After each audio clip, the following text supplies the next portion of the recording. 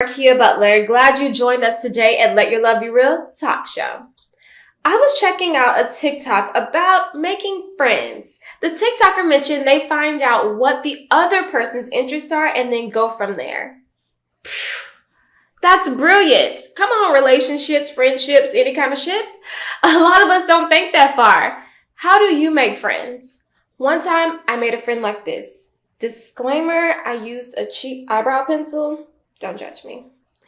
It was my first day at a new job opportunity. Y'all know new jobs. People are reserved, standoffish. They're trying to gauge if you're an asset or a liability.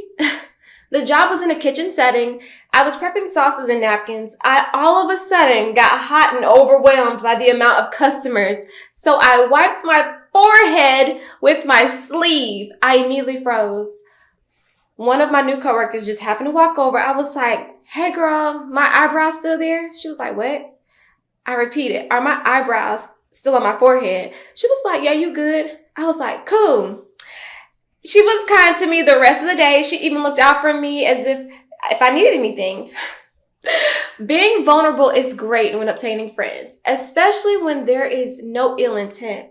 I used a cheap eyebrow pencil that morning and was about to immediately regret that decision.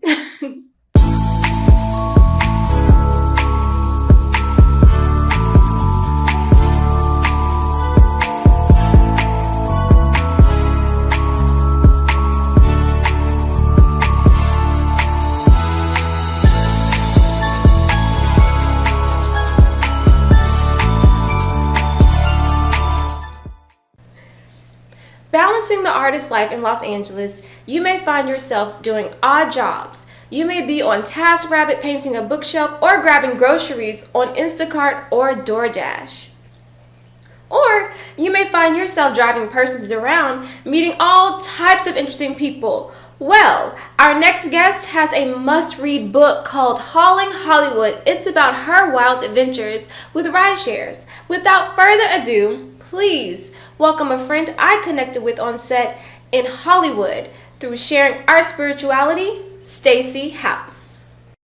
Thank you so much for watching Let Your Love Be Real talk show with Markia Butler. And I have Stacey, Miss Stacey House here. An amazing Stacey, tell us who you are. Tell us about yourself. Where are you from? Well, I'm originally from Michigan and it's very cold there. And ever since I was 19, I'm 31 now. And I decided, I was like, I gotta go out to California where the surf is, where Hollywood is, and pursue my dreams. And that's exactly what I did. And I'm still here, an actor of 12 years. And I just absolutely love it. And I met Markia and it was just, she's just such a light, and I was just like, I gotta talk to that girl. So, and we found out that we went to the same church, so that was really amazing. So I'm so glad because I remember I saw her dancing, and she was dancing too. Do you remember what the song was? The one where it was like, ain't nothing got nothing but King Jesus. Do you know that? Yes, you're talking about Ed One Church LA when the whole dance team we performed to that song. Okay. Yes. Yeah. Okay. Yeah. And that's where I first saw you, and I didn't know you. And I was just like, that is just so cool.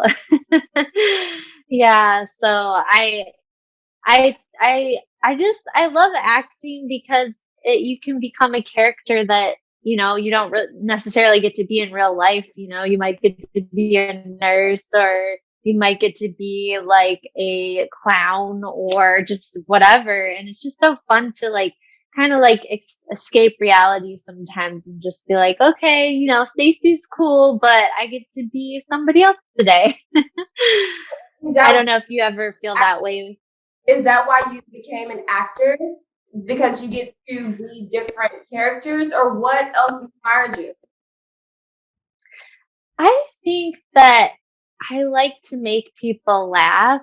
I think that it's just, I feel like laughing is very healing. And when I laugh or I make other people laugh, I just kind of I grew up watching, I don't know if you remember All That, the improv show. Yeah. Yeah. And me and my sister would just like make up stupid shows and improv. And it was just like, when you're a kid, you're like, oh, if I could just do that, like, and just make people laugh. And it's just, and then I just like kept doing it. Is there like a certain show on all that you remember? Like, is there something that stick out to you, like a favorite say or quote? What was it? Well, I definitely was all into Keenan and Kel. Like, I was and I luckily like it was like a dream from God because I got on this commercial where Keenan and Kel had grown up, but I got to it was a commercial for I forget what it was for, but they were in the commercial and I was like, so I got to be on set with them and I was like, this is so cool. Like I don't even care. Like Oh, so yeah, and also there was so many good characters. There was like Mary Beth. I can't even remember all their names, but they were just I man, mean, it yeah. was a lot. Yeah. But that those were like the classics, and I definitely can relate to the acting world and like just looking up to like a show like all that because it was fantastic. It kept us laughing, it kept us entertained. Like, yeah, we were so innocent in the Yeah. 90s. Yeah. Yeah, I think my parents were like, "What are they doing in there?" They're just like using funny voices, and they're just like, "I don't know what's going on TV." So So, I do want to ask, like, do you have a specific type of maybe like actor you would like to be? Like, what is your type or your dream role, I was so to speak? yeah, I would say, you know, anything to do with comedy. I don't necessarily see myself on Saturday Night Live, but like that would be ideal. But like it, just anything like an Anna Faris. She's just like a unique like no other actors like her. She's just like her own character. I Mhm. mean, obviously, like, there's a lot of people that are like that, but, I just think she's unique. I don't know. So my next Yeah. is, how has your spirituality impacted your acting life?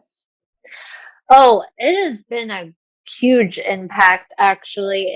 It's actually, I would say the last 3 years ago, I did come into some like roadblocks with that because sometimes your agent and manager doesn't necessarily it's not necessarily your faith, but it could be your character. They don't understand like maybe your message or like what you want to represent, and so that can be a roadblock sometimes if you have a agent or manager who doesn't understand what you represent. And I came across that and it just it did become a roadblock. So I think right now I want to focus on maybe getting like a Christian agent. It's a little hard in LA because it's like not very common, but I mean I believe God can do anything, so I'm just praying for that. From your Yeah. mouth to his ears, like I'm sure there are Christian related agencies. So you definitely touched on having a type that you see yourself as, and when your managers and agents see you and they don't see that.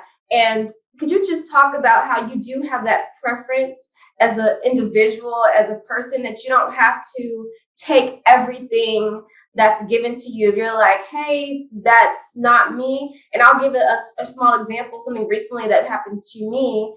Talking from actor to actor, because you help friends with projects. And so a friend had a project and was like, hey, you're going to be the person that does A, B, C, and D. And I'm like, that character wouldn't work for you. And like, I would love to help you. Is there other characters? Because that character wouldn't work. So how's that happened to you? Or could you just talk a little bit about that? Yeah, that's a huge thing. I would say not every door that's open is the door for you. And I think a lot of times we're like, oh, this is an opportunity. This is what I'm supposed to walk through. But the thing is, if you walk through a door that you don't pray about, you could be going down the wrong direction.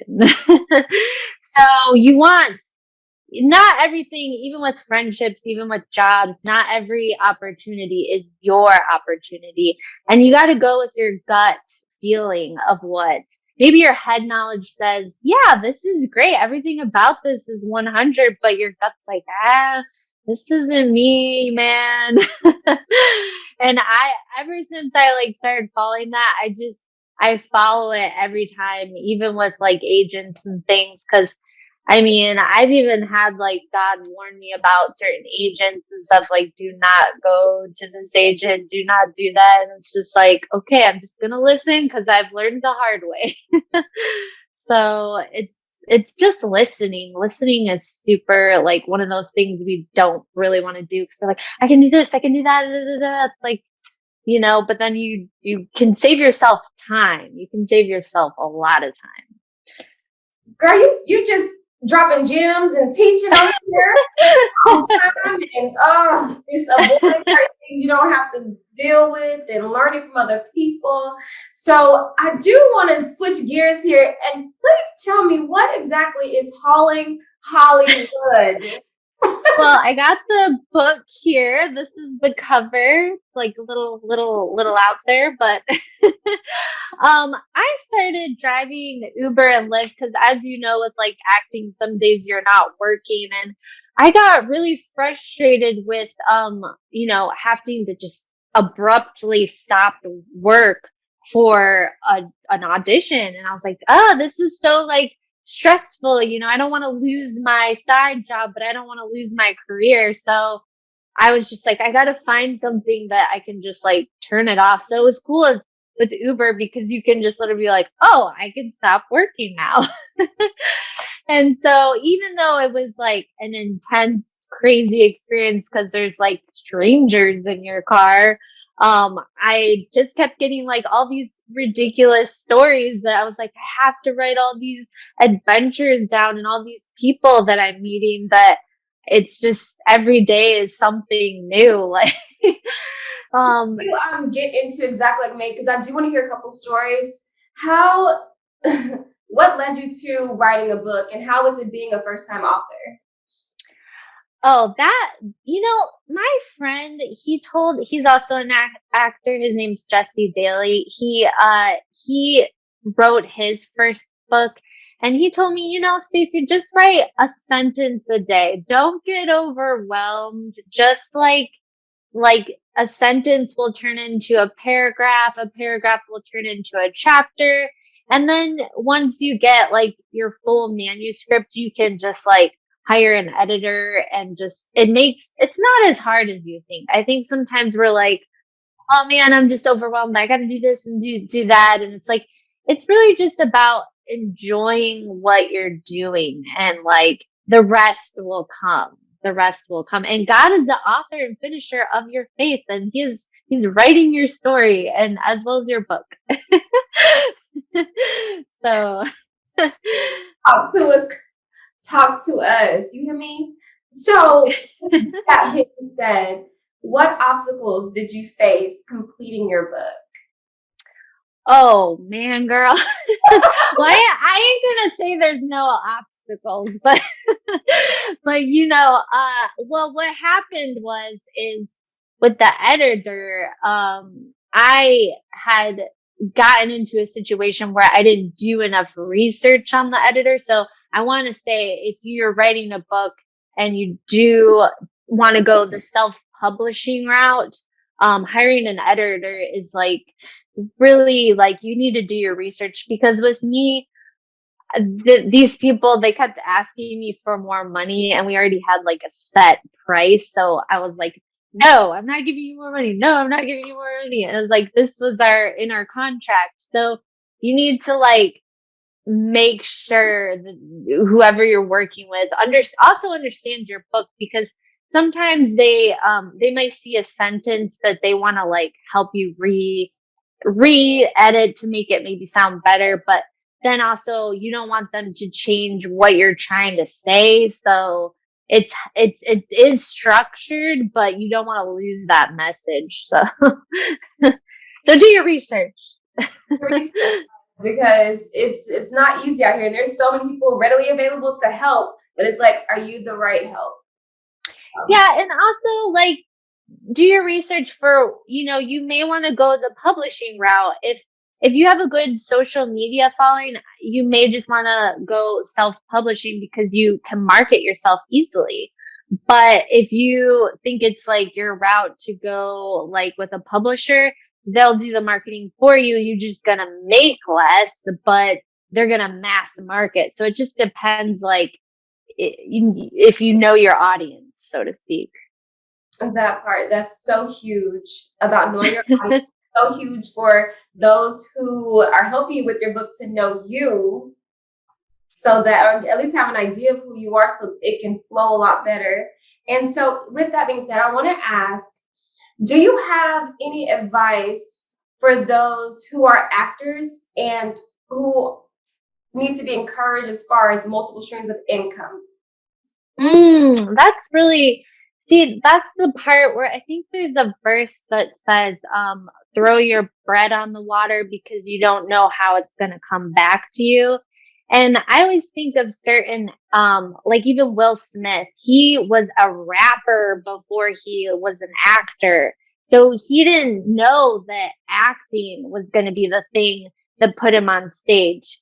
So we think like, I have this talent, but we don't really know our other talents. Like we say, oh yeah, I have that, like, like little skill, but like you never know. Maybe that's the thing that's going to like catapult you. So I wouldn't like get rid of, if you have any talent whatsoever, just like put it out there and put it to use and see what happens. Cause you don't know how your money's going to come. Like, if you feel in your heart and soul like, hey, I should do stocks, or that would like help me get into a side income, or like let me investigate this, just keep investigating where your multiple streams of income could come in. And it's about not wasting time, because time is important. And what I've learned in this season of like COVID and everything is time is where we grow in the secret place with God. And that's what it's all about. So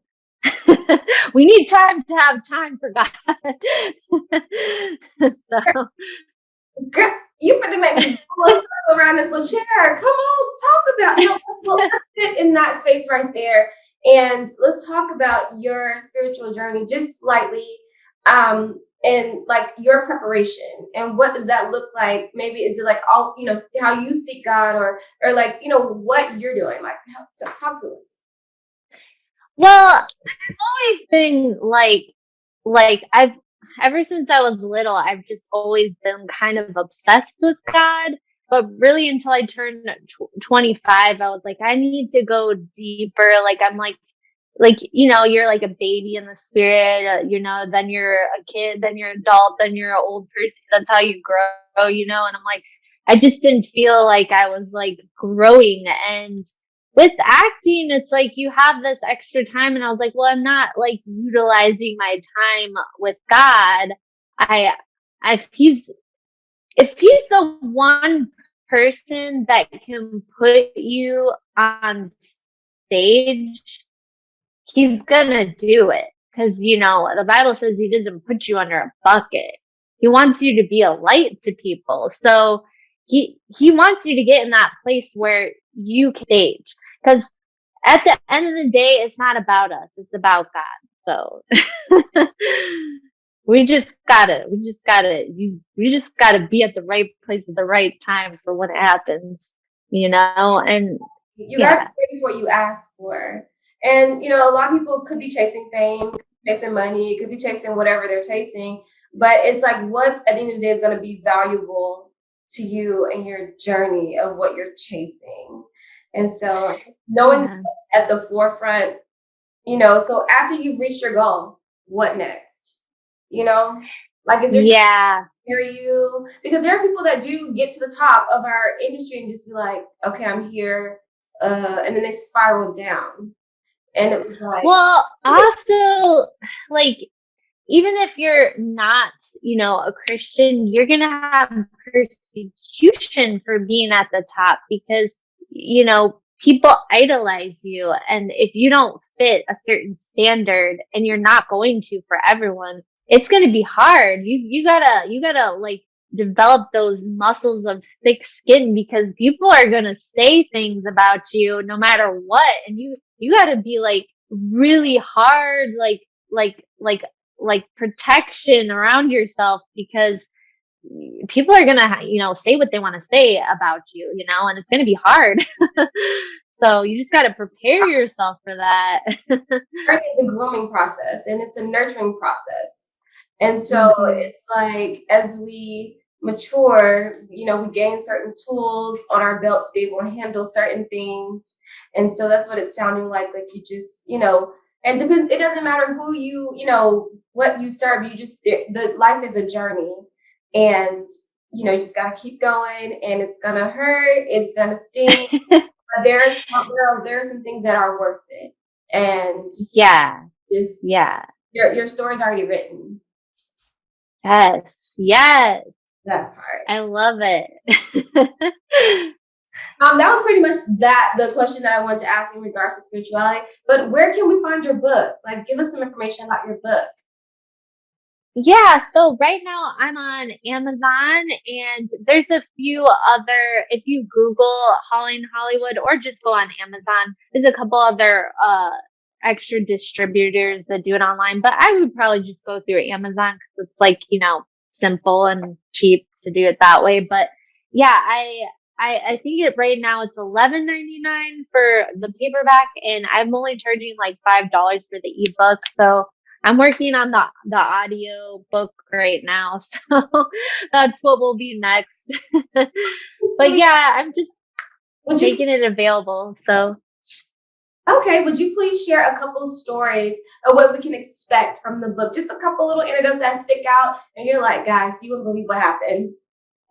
well, the first story that I usually tell people is, it goes from a man doing coke in my front seat to like picking up prostitutes to like anything you could possibly think of. I had a nun in the car. Like I had like an Ethiopian priest. Like I just have really funny stories of where I tend to like sometimes not think before I talk. And it's so funny because I had a nun in the car and she was like, are you married? And I was like, no, are you? And she's like, I'm not married. I took a vow. So it's just like, I just have funny stories where I'm like, oh man, like, This is a must read book. Please find Hollywood. It's oh, by Stacey House. Like, oh my Googles, girl, this looks at juicy. it is I'm juicy. excited to read it. Look, I'm excited to read it. So thank you so much for being on Let Your Love Be Real talk show. Oh my Thank you. God. Thank you so much, and you have an amazing day. Oh, thank you for that fun interview. I'm excited to read Stacey Howe's experience as a rideshare driver with her book, Hauling Hollywood, found on Amazon. Grab your copy today. Thank you, McKinley and Barbara, for supporting our GoFundMe campaign. We also have a Kickstarter and an Indiegogo. We all have goals, but they don't work unless we do. I am your host, Markia Butler. Remember, love is the breath you breathe. So, let your love be real.